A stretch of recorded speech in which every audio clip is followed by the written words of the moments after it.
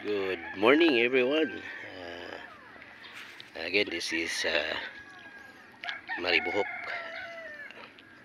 Barangay Maribohok, particularly in San Benito, Surigao del Norte, Siargao Island.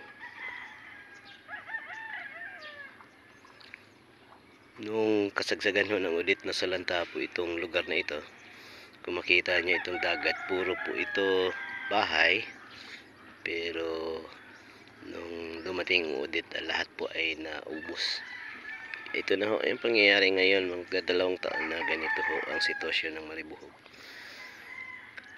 Dahan-dahan ho nakabangon sila, pero kung mapapansin natin na mahirap pa rin ang lugar. Salamat sa Panginoon, at least nakakaahon konti. Pagkaganda po ng lugar na ito,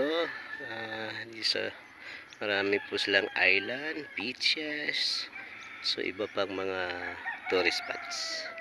So ang babait ng mga tao sa lugar na ito. Ito po yung kailang mga barangay hall. Sira hanggang hindi pa naayos. Kasi buong Siargao ay talagang nasalanta. Kaya ang hirap din ng budget.